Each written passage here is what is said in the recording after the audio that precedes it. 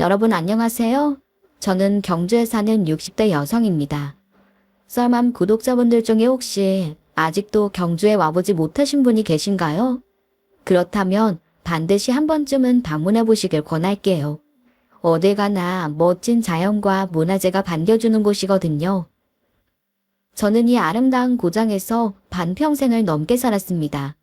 20대의 시집와 40대의 남편이 먼저 세상을 떠난 후에도 저는 경주에 남았어요. 그러니 본래 나고 자랐던 인천보다 이곳이 더 고향 같은 생각이 드네요. 저는 여기서 두 아이를 낳아 키우고 남편을 보냈어요. 그리고 또 새로운 인연을 만나기도 했습니다. 그 모든 세월이 고스란히 제 가슴에 추억으로 남아있죠. 그런 제가 얼마 전에 황당한 사건 하나를 겪게 됐어요. 그 충격으로 추억 가득한 이곳을 떠날 결심까지 했었답니다. 홀로 지내다 혹시나 해코지를 당할지 모른다는 두려움이 생겼기 때문이죠. 하지만 그때 아들과 며느리가 손을 내밀어줬네요. 혼자의 길을 건너는 저를 위해 합가를 결심해 준 겁니다. 그 마음이 너무 고마워. 이제는 저도 용기를 내야겠다는 생각이 들었어요. 그래서 쌀맘에 괴로운 그날의 기억을 털어놓고 두려움을 이겨내보려고 합니다. 부디 끝까지 사연을 함께 하시고 응원의 댓글 한 줄 부탁드릴게요. 저는 장사하시는 부모님 밑에서 태어나 제법 유복하게 자랐어요.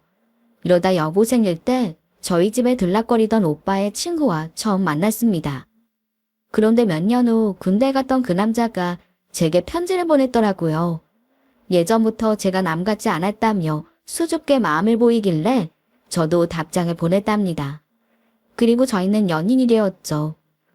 남자가 휴가를 나와 처음 데이트를 했고 제대 후 직장을 잡고 결혼했습니다. 예전부터 보아오던 터라 저희 부모님도 남편을 흡족해 하셨어요. 헌데 결혼 후에 갑자기 시아버지의 건강이 안 좋아지셨습니다. 그래서 타지에서 직장 생활을 하던 남편이 가업을 물려받으며 경주로 오게 됐네요. 본가에 돌아온 남편은 시아버지가 운영하시던 식당을 물려받아 2대 사장이 되었습니다. 그때부터 저도 가끔 식당에 나가 일손을 거들게 됐죠. 그러다 남편이 갑자기 당뇨를 얻으며 병원 신세를 지고 식당을 시동생에게 물려주었어요. 저희도 아들이 있긴 했지만 아직 대학생이었고 장사에는 관심이 없었거든요. 하지만 남편은 쉬면서 열심히 관리해도 상태가 좋아지지 않았어요. 그러다 50도 채우지 못하고 먼저 저 세상 사람이 되어버렸습니다. 다행히 수완이 좋은 남편 덕에 식당 매출이 꽤 좋았고 모아놓은 돈에도 여유가 있었어요. 그래서 아이들을 가르치고도 제 노후 걱정은 없었습니다. 넉넉지는 않아도 아껴만 쓰면 자식들한테 기르지 않아도 될 정도는 되더군요. 자식들도 지 앞가림 잘해서 자리를 잡아 큰 걱정도 없었어요. 큰딸은 서울로 대학을 가 결혼해서도 거기서 살더라고요. 아들은 고등학교 후배와 결혼해서 이곳 경주에서 공무원 생활을 하고 있죠. 비록 남편은 일찍 떠났지만 큰 풍파 없이 살아온 세월입니다. 그러다 나이 60이 넘어가니 뭔가 새로운 활력소를 찾고 싶더라고요. 그럴 때 지인이 문화센터 얘기를 꺼내며 같이 다녀보자고 했습니다. 그렇게 허전해하지 말고 나랑 같이 문화센터에나 가자니까. 노래교실 가서 신나게 소리 지르고 사람들이랑 어울리면 허전할 시간이 있겠어. 노래교실? 아, 난 그런 취미 없어. 원래 노래에 재주도 없고 시끄러운 것도 별로야. 그럼 다른 거 해. 거기 노래교실 말고도 많어. 나이 들었다고 맨날 방구석에만 들어앉아 있으면 더 늙는 거 몰라? 그리고 요즘 우리 나이는 노년식에 깨지도 못해. 그래서 저는 지인이 다닌다는 문화센터에 등록하게 됐습니다. 제 또래 여자들은 거의 노래교실을 선호하더군요. 하지만 저는 시끄럽게 웃고 떠드는 성격이 못 돼요. 서예 수업을 듣게 됐네요. 조용히 앉아 글씨를 쓰다 보면 마음이 차분해지고 잡념이 없어져서 좋더라고요. 그리고 거기서 같은 수업을 듣는 사람들과 교류를 하기 시작했어요. 성향이 비슷한 사람들이 모여서 그런지 낯을 좀 가리는 저도 편하게 지낼 수 있었죠. 그러다가 어떤 남자를 한 명 알게 되었습니다. 제가 사회교실을 다니고 넉 달 후에 새로 들어온 사람이었어요. 한데 어느 날 그 남자가 제게 다가와 묻더군요. 저 여사님, 제가 취미를 시작한 지 얼마 안 돼. 붓이랑 겨루를 어떤 걸 골라야 할지 모르겠네요. 급하게 사느라 지금 쓰는 붓이 잘 안 맞는 것 같아요. 혹시 시간 되시면 같이 골라주실 수 있으실까요? 예? 아, 저도 뭐 그리 오래 배운 게 아니라서요. 더 잘 아는 분한테 도와달라고 하시는 게 나을 것 같아요. 아, 그래요? 아까 보니까 실력이 대단하신 것 같아서 이거 실례했습니다. 그렇게 제가 정중히 거절하자 남자가 멋쩍은 듯 돌아갔습니다. 헌데 그 뒤부터 저는 은근히 그 남자가 신경 쓰이기 시작했습니다. 둘이서만 개인 행동을 하는 게 내키지 않아 거절했지만 좀 미안한 마음이 들었나 봐요. 그런데 얼마 후 사회교실 담당 강사가 개인 사정으로 센터를 그만두게 되었습니다. 친절하고 실력 있는 선생님이 그만두신다고 하니 모두 아쉬운 마음이 큰 것 같았죠. 그래서 수강생들이送别의 자리를 마련했어요. 그런데 고깃집에서 술을 몇 잔 하며 얘기를 나누다 보니 시간이 너무 늦어졌어요. 그리고 자연스럽게 자리를 끝내려는 분위기가 되더군요. 저도 슬슬 일어나려고 주위를 둘러보니 다들 누군가와 통화를 하고 있었습니다. 시간이 늦어 걱정된 남편이나 자식들이 데리러 오겠다고 연락을 한 것이죠. 하지만 혼자 사는 저를 챙겨줄 사람은 아무도 없었네요. 결국 자식과 남편을 기다리는 사람들을 두고 저만 먼저 자리에서 일어섰습니다. 그 순간 아무도 올 사람이 없는 제 처지가 조금 서럽게 느껴졌어요. 마침 밖에는 예보에도 없던 가랑비가 보슬보슬 내리고 있었어요. 평소 같으면 비 오는 게 싫지 않았을 텐데 이상하게 그날은 좀 서글픈 생각이 들었습니다. 그런데 그때 누군가 제 옆으로 다가와 우산을 씌워주며 조용히 말했어요. 여사님도 혼자신가 봐요. 저도 혼자 돌아가려니 좀 그러네요. 다른 날은 다 괜찮은데 이런 날은 좀 허전한 생각이 들어요. 그 목소리에 놀라서 고개를 돌려보니 며칠 전 제가 부탁을 거절했던 남자더군요. 하지만 저는 괜히 무한한 생각이 들어 애들러가며 호의를 거절했네요. 아, 전 우산 없어도 괜찮으니 편하게 쓰세요. 여기서 택시 타면 금방 가거든요. 아, 그러세요? 아유, 그래도 택시 기다리시는 동안은 비를 맞으셔야 하잖아요. 나이가 들어가니 감기도 우습게 보면 안 될 것 같더라고요. 불편하지 않으시면 택시 타실 때까지만 같이 쓰세요. 아, 그럴까요? 그럼 감사합니다. 물론 저는 마음이 불편했어요. 하지만 호의를 계속 거절할 수가 없어서 잠시만 견디기로 했습니다.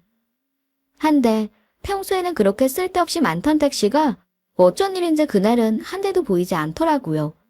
그러던 남자가 어색한 침묵을 깨고 먼저 입을 열었습니다. 여사님은 대개 어느 쪽이시죠? 저는 황성동 쪽에 살아요. 아, 그래요? 이거 반갑네요. 저도 그 근처에 삽니다. 아, 그러시군요. 자녀분들하고 같이 사시나요? 아, 아닙니다. 외동딸 하나는 외지에 살고 제가 변변치가 못해서 10년 전에 이혼하고 혼자 지냅니다. 평생 다니던 직장도 그만두고 혼자 있으려니 시간이 너무 더디더라고요. 그래서 이것저것 알아보다 서예를 배우게 됐는데 요즘은 그래도 기다려지는 게 있으니 좀 살만 나네요. 예. 그리고 또 잠시 정적이 흘렀습니다. 저는 그 어색한 느낌이 싫어서 눈으로 열심히 택시를 찾았어요. 잠시 후 조금 떨어진 곳에서 손님을 내려주는 택시가 보였습니다. 그런데 제가 그쪽으로 걸어가려 하자 남자가 저를 보며 말했어요. 저 괜찮으시면 저도 같이 타고 가도 될까요? 밤에 여자분 혼자 가시는 게 걱정됐는데 마침 같은 동네니 제가 모셔다 드릴게요. 네. 아유, 괜찮아요. 다 늙은 사람이 뭐가 무서운 게 있다고. 아니, 그게 무슨 말씀이세요? 아직 이렇게 보기 좋으신데. 그러지 마시고 같이 가세요. 이웃사촌 좋다는 게 뭔가요? 같은 방향인데 일부러 택시비 따로 낼 필요 없잖아요. 아니, 그래도 저 때문에 늦어지실까봐. 집이라고 기다리는 사람이 있는 것도 아닌데 오늘 가나 내일 가나 무슨 상관입니까? 조금 늦는 거 아무 상관 없으니 저랑 같이 타고 가세요. 저는 그렇게 몇 번 더 거절하다 거듭된 권유에 결국 지고 말았네요. 그래서 남자와 같은 택시를 타고 집으로 향했습니다. 그리고 가는 길에 이런저런 얘기를 나누게 됐어요. 무척 신사적이고 깔끔해 보이는 남자는 평생 은행에서 일하다가 몇 년 전에 퇴직했다고 하더군요. 그러면서 자식들 얘기, 혼자 살면서 겪는 외로움 같은 것들을 술술 얘기했습니다. 저는 사실 남에게 그런 말을 쉽게 터놓는 성격이 아니었어요. 그런데 남자가 먼저 자기소개 보이자 저도 모르게 제 얘기를 하게 되더라고요. 그 후로 남자와 저는 문화센터에서 만나면 자연스레 같이 귀가하게 됐답니다. 같은 방향인데 굳이 따로 가는 것도 이상하더라고요. 그러다가 종종 밥도 먹는 사이로 발전했죠. 그렇게 1년 좀 지난 어느 날 남자가 저에게 펄쩍 뛸 얘기를 꺼냈습니다. 정 여사, 우리 말이에요. 같이 사는 건 어떨까요? 네? 같이 살다니 그게 무슨 말씀이세요? 아, 참. 그러니까 재혼하잔 얘기지. 예. 아휴, 무슨 말도 안 되는 소리를. 아, 왜 말이 안 됩니까? 요즘 우리 나이면 아직 한창이에요. 정 여사도 빈집에 들어가면 썰렁하지 않아요. 나는 이제 혼자 밥 먹기도 싫고 혼자 텔레비전 보기도 싫습니다. 뭐든 정 여사랑 같이 하고 싶어요. 그러니 내 말 한번 생각해 봐요. 아, 듣기만 해도 휴만해요. 이 나이에 무슨 자식들을 어떻게 보라고. 자식들이야 다 제 살길 찾아갔는데 그게 무슨 상관입니까?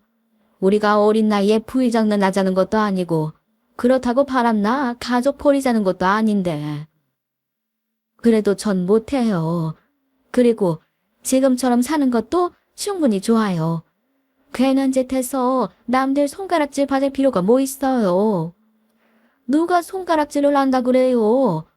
요즘 사람들 생각보다 남 일에 관심 없어요. 한두 번 웃다 말겠지. 그럴 거면 그러라고 하지 뭐. 자기들이 우리 인생 대신 살아줄 거 아니잖아요. 막말로 외로운 것도 우리고 혼자 늙어갈 것도 우리잖소. 근데 왜 남 눈치를 보고 자식 걱정을 해요. 할 일 다 해놓고 이제야 내 인생 즐거움 찾아보겠다는데 뭐 보태준 게 있다고. 물론 저도 혼자 사는 생활이 적적하기는 이루 말할 수가 없었네요. 하지만 재혼은 꿈꿔본 적도 없었기에 계속 거절했어요. 그런 저를 남자가 끈질기게 설득하더군요. 그런데 그런 와중에 혼자 있던 제게 생각지도 못한 일이 일어났습니다. 갑작스럽게 현기증을 느끼고 쓰러진 거죠. 그날 저는 문화센터에 가려고 옷을 갈아입고 있었어요. 그런데 이상하게 어지럽더니 식은땀이 흐르는 겁니다. 그래서 아드네에게 전화를 걸어봤지만 일이 바쁜지 둘 다 연락이 되지 않았습니다. 결국 구역질까지 올라오더니 눈앞이 아득해지더군요. 그런데 그때 남자에게서 전화가 걸려왔습니다. 저는 마지막 힘을 끌어모아 간신히 현관 비밀번호를 말해주고 바로 정신을 놓고 말았네요. 잠시 후 제가 눈을 뜬 곳은 병원 침대였어요. 그때 곁을 지키던 남자가 눈을 뜬 저를 보더니 요란스럽게 간호사를 부르며 부산에 떨었습니다. 검사 결과 병명은 이석증이라고 하더군요. 그래서 저는 3일간 병원에 입원해 치료를 받게 됐네요. 남자는 무척 놀랐는지 수심이 가득한 얼굴로 물었습니다. 이것 봐요, 정 여사. 내가 얼마나 놀랐는지 알아요. 이러니 우리 나이에 혼자 있는 게 위험한 거예요. 서로 의지할 사람이 꼭 있어야 한다고요. 그래서 그날 이후로 저도 재혼에 대한 생각을 바꾸고 큰 결심을 하게 됐습니다. 혼자서 남은 시간을 보내는 게 두려워졌거든요. 그리고 자식들에게 기르지 않으려면 함께할 누군가가 필요하다는 생각이 들었던 겁니다. 하지만 막상 자식들 앞에 서니 입이 떨어지지 않았어요. 남자는 그런 저를 보며 아예 두 집안 아이들을 같이 불러 얘기하자고 하더군요. 그래서 주말 저녁 자식들을 모두 불러앉히고 보니 아예 상견례 같은 자리가 되어버렸죠. 처음에 저희 얘기를 들은 자식들은 놀라서 아무 말도 하지 못했어요. 하지만 이내 정신을 차렸는지 조심스럽게 자기 생각을 밝히기 시작했습니다. 저희 아이들은 결혼을 반기지는 않았지만 그래도 반대하는 분위기는 아니었어요. 한데 남자의 외동딸은 저를 물끄러미 바라보더니 의미심장한 말을 뱉더군요. 서로 잘 알아보고 결심하신 거예요? 연세가 있으시니까 신중하게 선택하셨을 거라고 생각하지만 조금 더 만나보고 결정하시는 게 어떨까요? 딸의 퉁명스러운 태도에 남자가 당황한 표정으로 말을 막았습니다. 은수 너 그게 무슨 말이야? 어른들이 어련히 고민 안 해봤을까 봐? 우리는 이미 마음 먹었어. 너희도 부모가 혼자 지내는 것보다 둘이 의지하면서 지내는 게 마음이 놓이지 않겠어? 글쎄요. 그것도 경우에 따라서 다른 거 아니에요? 저는 같은 여자로서 좀 말리고 싶네요. 뭐하러 힘든 길을 찾아가시려고 하는지 모르겠어요. 제가 여사님이 마음에 안 든다거나 그런 건 아니니 오해하지 마시고요. 그냥 두 팔 벌려 환영하기에는 마음이 좀 그렇네요. 남자의 딸은 저희의 결혼이 탐탁지 않은 것 같았어요. 그 모습을 본 저희 아이들도 표정이 좋지는 않았습니다. 하지만 그렇다고 대놓고 반대하는 것도 아니라서 찜찜한 마음으로 자리에서 일어나야 했습니다. 돌아오는 길에 남자가 제 손을 잡으며 말하더군요. 은수가 지 엄마 생각이 나서 그런가 봐요. 저 시집 가기도 전에 바람나 이혼한 엄마가 뭐 그리 마음에 걸린다고. 절대 점유사가 싫어서 그런 건 아니니 마음 쓰지 말아요. 네, 알죠. 그런데 전 부인하고는 아예 왕래가 없으세요? 그럼요.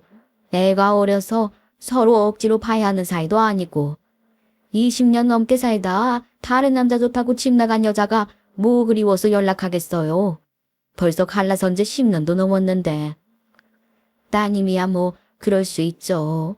아무리 원망스러워도 엄마잖아요. 애들은 신경 쓰지 말아요. 내 후회 없이 해줄 테니 남은 인생은 자식들, 주변 사람들 다 상관하지 말고 우리를 위해서 살아봅시다. 저는 결국 고민을 뒤로한 채 남자와 여생을 보내게 되었습니다.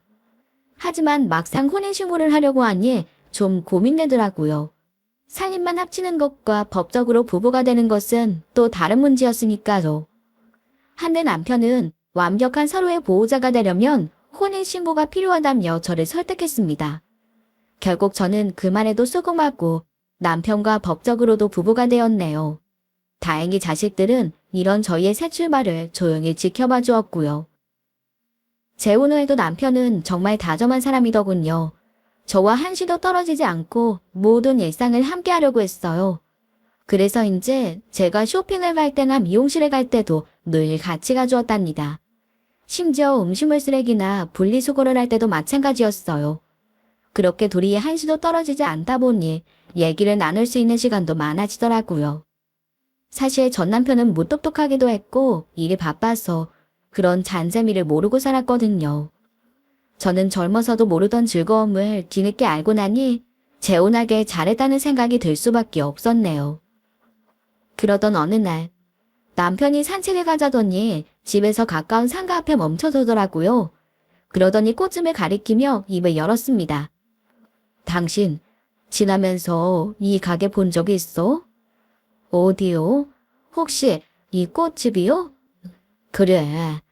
내가 여기 지낼 때마다 항상 당신 생각이 나더라고. 당신 꽃 좋아하잖아. 세상에 꽃 싫어하는 여자도 있어요? 당신이 가끔 들고 오는 꽃다발이 그럼 이 집에서 사는 거예요? 그래.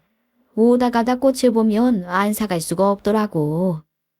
그래서 말인데 우리가 이 가게를 해보면 어떨까 해서 말이야. 네? 꽃집을요? 그래. 퇴직했다고 노는 것도 하루 이틀이지.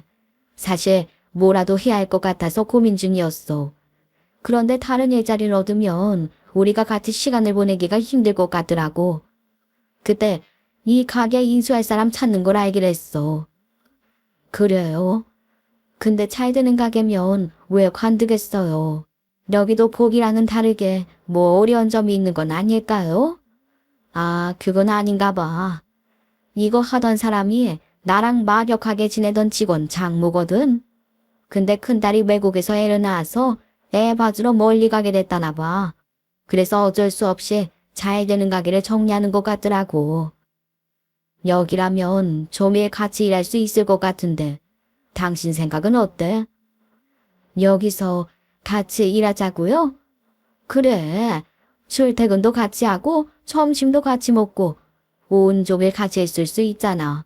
난 딱 좋을 것 같아. 물론 새벽 시장이 힘들긴 하겠지만 당신이랑 꼬꾸동하고 조밀 같이 있다 보면 힘든 것도 모를 것 같은데. 어때? 한번 해볼 생각 없어? 아휴, 무슨 그런 이유로 사업을 시작해요. 집에서도 매일 보면서 남들이 들으면 웃겠어요.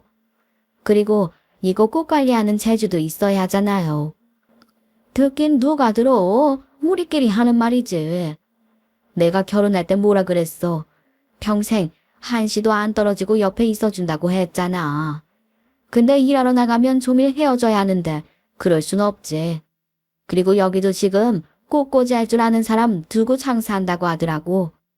그러니 일은 천천히 배우면 돼. 우리 문화센터에 그런 강좌도 있잖아. 그리고 무엇보다 이런 좋은 향기 맡으면서 당신이랑 조밀 있고 싶어서 그래. 뭐 일이 있으면 좋기야 하겠죠. 앞으로 어떻게 될지 모르는데 돈벌이하면 자식들한테도 더 당당할 수 있고. 좋아. 그럼 당신도 허락한 걸로 할게. 그렇게 남편은 일을 시작할 때도 저와 같이 할 수 있는 일을 찾았습니다. 그리고 얼마 후 정말 그 꽃집을 인수하고 둘이 함께 일하며 잠시도 떨어지지 않았습니다. 물론 새벽 시장이 좀 힘들긴 했지만 아침을 꽃과 시작하는 기분도 나쁘지 않았어요. 그래서 저는 그 뒤로 문화센터에 꽃꽂이 수업도 신청해 듣게 되었죠. 남편은 그런 저를 위해서 주말마다 근사한 저녁까지 차려주곤 했답니다. 그런데 음식 솜씨는 또 어찌나 좋은지 고급 음식점에서 파는 맛 못지 않았어요. 매주 그런 요리를 대접받다 보니 저도 은근히 주말이 기다려지더라고요. 그러던 어느 날이었습니다. 그날도 역시 주말 저녁이라 남편이 저를 위한 특식을 준비하고 있었어요. 저는 거실에 앉아 텔레비전을 보며 꾸벅꾸벅 졸고 있었죠. 그러다 꿈을 꿨는지 갑자기 눈이 번쩍 뜨이더군요. 그래서 주방으로 눈을 돌려 남편이 요리하는 모습을 흐뭇하게 바라봤답니다. 한데 그 순간 의심스러운 장면을 목격하고 말았어요. 바로 제 와인잔에 정체를 알 수 없는 하얀 가루를 타는 남편의 모습을 보게 된 겁니다. 저는 놀라고 의아한 마음에 계속 눈을 감고 자는 척을 했습니다. 하지만 가슴은 알 수 없는 불안함으로 두근거리고 있었죠. 잠시 후 요리를 마친 남편이 태연하게 저녁상을 차렸어요. 그러더니 하얀 가루가 들어간 와인잔을 내밀며 건배를 권하더군요. 저는 웃으며 잔을 부딪혔지만 입술만 살짝 빼고 내려놓았습니다. 그리고 남편이 잠시 전화를 받는 사이 얼른 저와 남편의 잔을 바꿔치기 해버렸네요. 가루의 정체를 알 수 없으니 그 방법밖에 다른 수가 떠오르지 않았던 거죠. 그런데 잔을 바꿔치기 한 줄 꿈에도 모르던 남편이 와인을 꿀떡꿀떡 다 마셔버렸어요. 그리고 횡설수설하다 침대로 가더니 이내 잠들어 버리더군요. 그 모습을 보고 저는 잔에 남은 하얀 가루의 정체가 수면제임을 바로 알아차렸습니다. 남편은 평소 저보다 훨씬 잠이 없는 사람이었어요. 그래서 제가 잠든 후에도 항상 혼자 책을 읽곤 했답니다. 그런데 바꿔치기 한 와인을 먹고는 정신없이 코를 골더군요. 저는 이 황당한 상황을 이해할 수 없었습니다.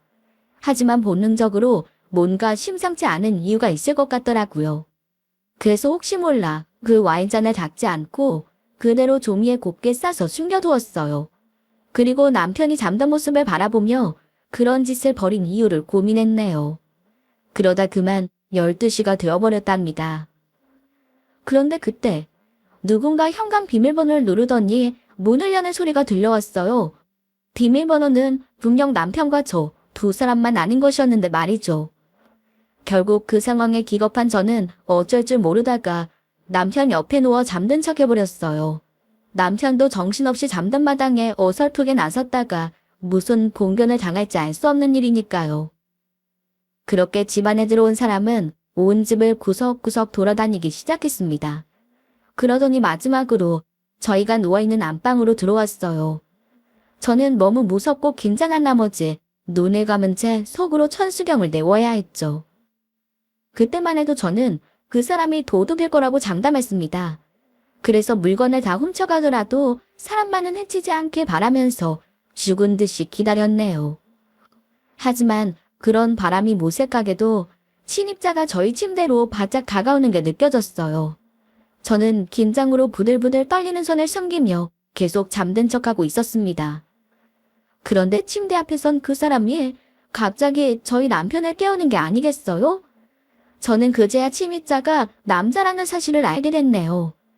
남자는 나지막한 목소리로 남편을 불렀습니다.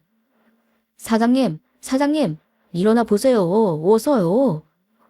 그러나 수면제를 먹고 잠든 남편은 쉽게 일어나지 못했습니다.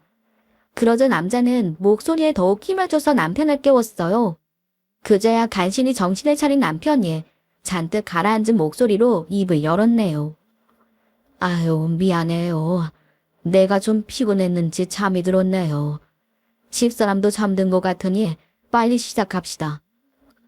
그렇게 남편은 알 수 없는 말을 하더니 남자와 집안 이곳저곳을 돌아다니기 시작했어요.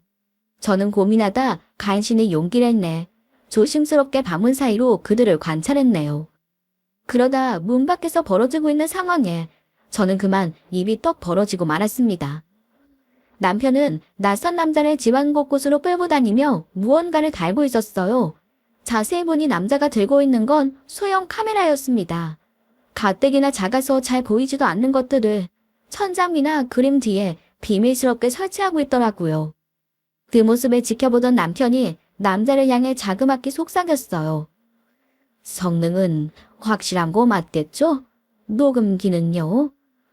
걱정하지 마세요. 다 최신식이에요. 녹음 기능도 같이 있지만 혹시 몰라서 녹음기도 따로 몇 개 더 숨겨두겠습니다.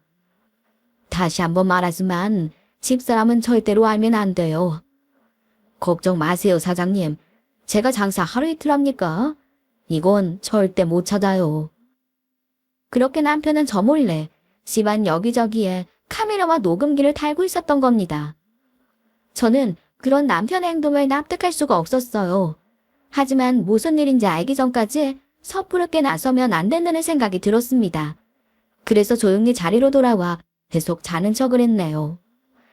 그러자 한참 만에 돌아온 남편이 이번에는 제 전화기를 들고 나가버렸어요. 그리고 몇 분 후에 남자를 보내고 들어와서 다시 휴대폰을 제자리에 놓아두었습니다. 그리고는 잠든 척을 하는 저를 한참 바라보더니 자신도 잠에 청하더군요.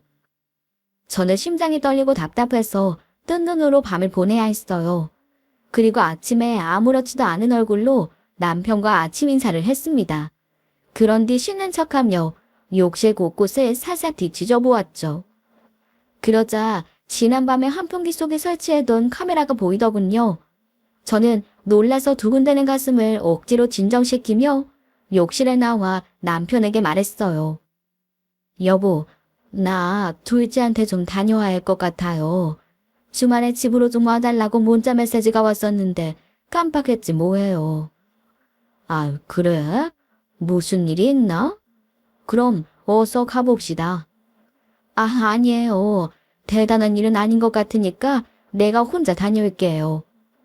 에이, 그런 게 어딨어. 우리 뭐든 같이 하기로 한 거 잊었어? 남편은 귀엽고 언제나처럼 저를 따라 나섰습니다.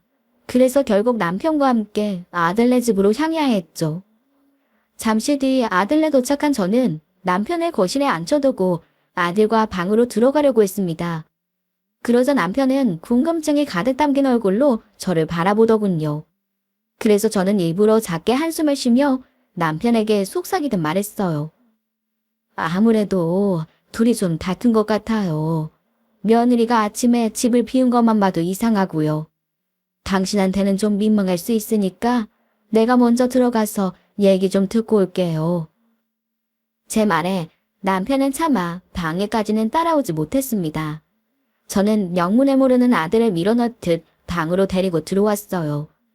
아들은 휴일 아침에 예고도 없이 들이닥친 저를 보며 의아해하는 얼굴로 물었습니다.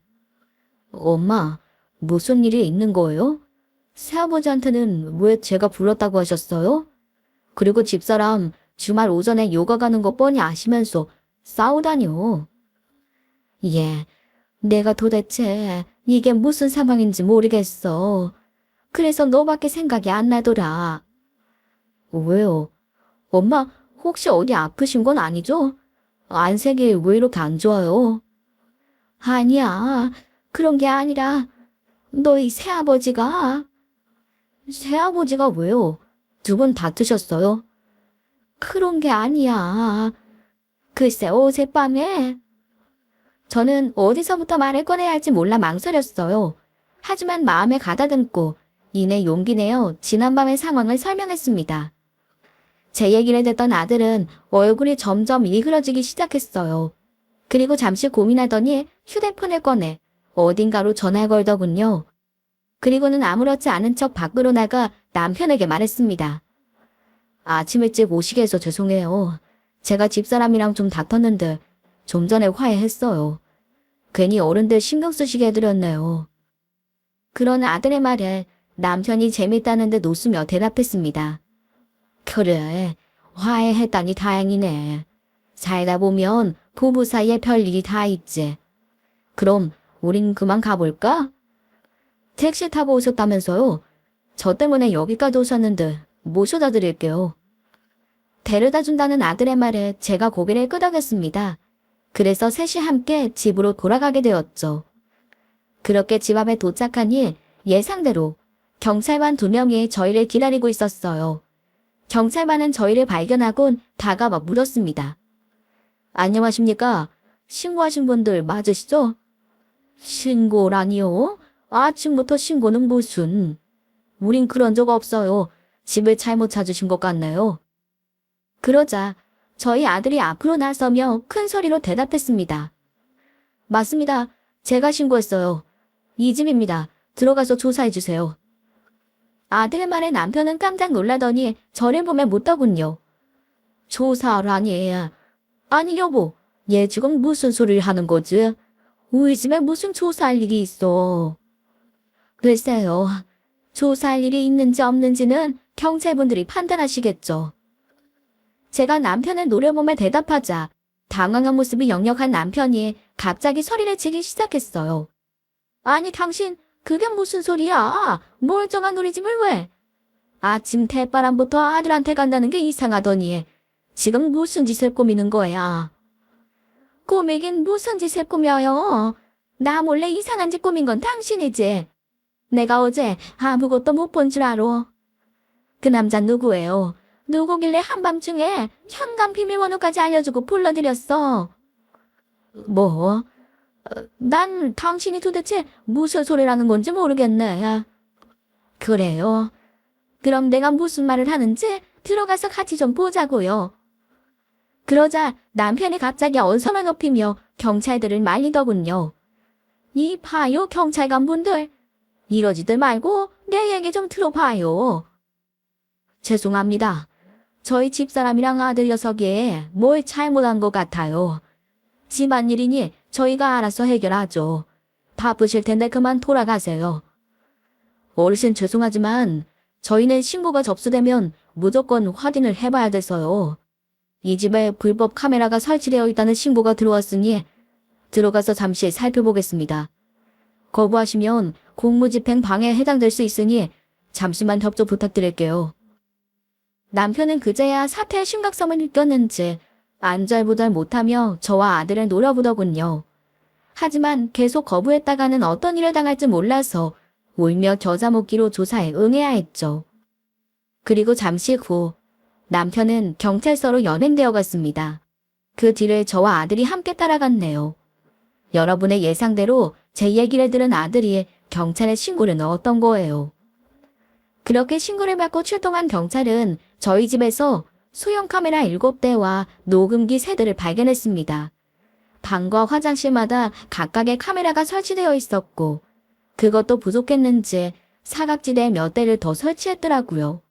어디 그뿐인가요? 제 휴대폰에 몰래 위치 추적 프로그램까지 설치한 상태였어요. 게다가 남편이 선물해줘서 가방에 넣고 다니던 볼펜 역시 녹음기였다는 걸 알게 됐네요. 저는 너무 기막히고 소름이 돋아 아무 말도 할 수가 없었습니다. 그리고 경찰 조사 결과 밝혀진 진실에 저와 아들은 또 한 번 경악해야만 했어요. 전 부인의 늦바람 때문에 이혼했다는 건 남편의 새빨간 거짓말이었습니다. 남편은 젊은 시절부터 계속된 의처증으로 전 부인을 괴롭혀오다 폭행까지도 했다더군요. 결국 견디다 못한 전 부인이 남편을 신고하고 접근금지 신청까지 하며 이혼했던 거죠. 그런데 남편은 저를 만나고도 그 버릇을 고치지 못한 겁니다. 그래서 한시도 떨어지지 않고 제가 가는 곳이라면 어디든 따라왔던 거예요. 그러더니 결국 온 집안에 감시용 카메라를 설치하고 휴대폰으로 실시간 위치 추적까지 시도하려 했네요. 그 일을 실행하기 위해서 제 눈을 속이고 수면제까지 먹이려 했다는 것에 숨이 막힐 정도로 무서웠어요. 남편이 그동안 보여준 모든 행동들이 사랑이 아닌 불안과 의심의 결과라는 것도 그제야 깨달았죠. 만일 그날 제가 남편의 수면제 타는 모습을 보지 못했다면 지금쯤 저는 어떻게 됐을까요? 아마 수많은 카메라가 저를 찍고 감시하는 것도 모른 채 계속 살아갔을 겁니다. 그런 상상만으로도 정말 무섭고 끔찍하네요. 결국 저는 소송을 통해 정신적 피해 보상과 위자료를 받아내며 이혼했습니다. 그리고 남편은 타인에게 약물 투약을 시도한 혐의, 상해미수, 공의 없는 카메라 녹음기 설치로 개인정보보호법, 통신비밀보호법을 위반한 혐의가 인정됐네요. 저희 집에서 발견된 카메라와 와인잔이 그 증거였죠. 그래서 남편은 징역 8개월, 집행유예 1년에 형사처벌까지 받게 되었답니다. 저는 소송을 진행하는 동안 법원에서 전 남편의 딸을 만난 적이 있어요. 그리고 뒤늦게 그 딸이 왜 아버지의 재혼에 적극적으로 찬성하지 못했던 건지 그 이유 또한 알게 되었네요. 멍청한 제가 사랑과 구속도 구분하지 못했다는 사실에 정말 죽고 싶었습니다. 그리고 앙심을 품은 전 남편이 언제 제 앞에 나타날지 모른다는 두려움도 심했어요. 그래서 한동안은 아무도 저를 모르는 것으로 숨고만 싶었습니다. 늙음하게 잘못된 선택으로 자식 보기도 부끄럽고 남들에게도 창피한 노년을 맞게 됐으니까요. 하지만 그런 못난 부모를 위해 먼저 손 내밀어둔 자식들이 있어서 저도 용기를 내보려고 합니다. 그래서 얼마 전에 우연히 발견한 글을 가슴에 새기며 매일 조금씩 더 힘을 내고 있습니다.